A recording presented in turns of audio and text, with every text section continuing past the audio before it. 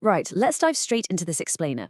Today, we're traveling back over 1,000 years to central India to look at something that is, honestly, pure ancient engineering magic. We're exploring the awe-inspiring Khujaraho complex.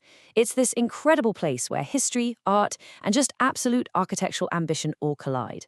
People often call the foundation of these monuments a mystery in stone, and we're going to unpack exactly why. If you want to see how masterful design can literally echo through millennia, well, you're in exactly the right place. 85. I want you to start by just thinking about that number. That is the massive number of magnificent, towering temples that were originally built on this single site. I mean, just imagine the sheer volume of resources, the absolute armies of artisans, and the mountains of stone needed to construct 85 intricately carved monuments. For the ancient world, an undertaking like this was of absolutely epic proportions. But then, we drop down to this surprisingly small number, 22. Out of those 85 breathtaking structures, only about 22 have actually survived the ravages of time. Putting these two numbers side by side really puts things into perspective, doesn't it?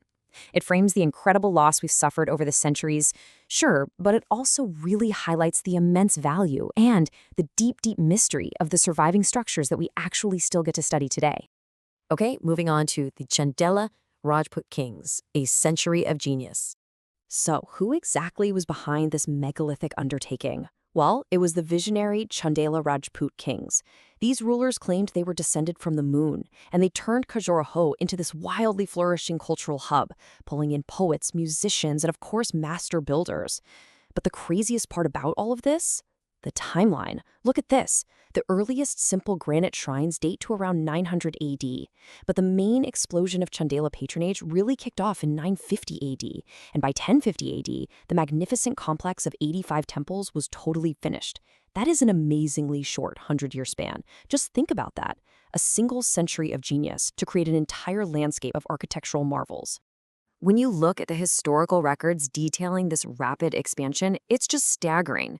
Constructing a complex that massive and culturally rich in literally just 100 years?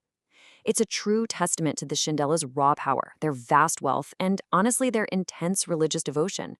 They weren't just building a few temples here and there.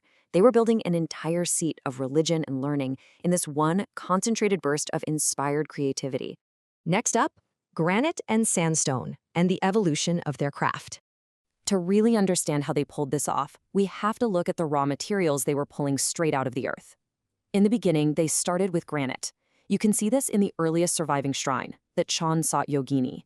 Because granite is so incredibly rigid and tough to work with, it forced a much simpler design. But then, the real breakthrough happened. They shifted to sandstone. This was a total game changer.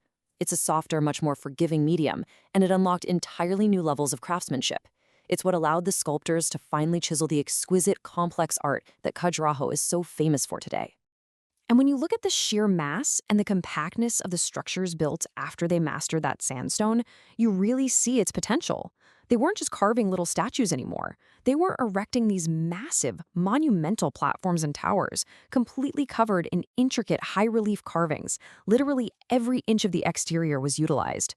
It's like they turned the buildings themselves into colossal sculptures. Which brings us to the most incredible part, engineering without mortars, or the magic of gravity. Okay, here is where the story goes from beautiful art to just mind-boggling engineering. We are talking about towering structures that have stood for over 1,000 years, and the secret to their survival sounds like absolute magic. Historical documents show that these ancient Hindu architectural wonders completely omitted the use of mortar. Let me just repeat that. No mortar, no plaster, no cement of any kind holding these massive stone blocks together. To our modern minds, we're so used to pouring concrete for everything. Achieving this on a monumental scale is almost unbelievable. Just listen to this quote from T.S. Burt. He was the 19th century British engineer who rediscovered the site back in 1838. He wrote, "There was no masonry, no plaster of any kind. Their own weight and position alone being sufficient to give them a permanence which has lasted for ages." You can just hear the sheer amazement in his words, right? Even as a seasoned engineer himself, he was completely baffled by the ingenuity of these ancient architects. So the absolutely crucial takeaway here is that pure gravity and exact precision are the invisible forces holding these towering structures together even today. It's like a giant, flawless puzzle. The stones were carved to fit together so perfectly, interlocking so tightly that their own immense weight locks the entire structure into a state of permanent balance. It's an absolute masterclass in structural physics. Let's look at recreating mountain peaks and architecture as metaphor. So let's see how all this raw, mortarless engineering builds into a genuinely breathtaking, poetic design. Because the Chandelas weren't just stacking stones to see how high they could get them, they were using architecture as a profound visual metaphor. Take a look at the Lakshmana temple. Notice how the roofs of the different compartments rise successively higher from east to west. These spires, which are known as shikharas, were intentionally designed with vertical projections to physically simulate rising mountain peaks. Actually, there's an ancient inscription by King Danga that proudly states the rising roofs of this exact temple can be directly compared with the high peaks of the mountains. Just allow your eyes to travel upward along those vertical projections. Notice how the central, highest roof is surrounded by smaller, clustered replicas of itself.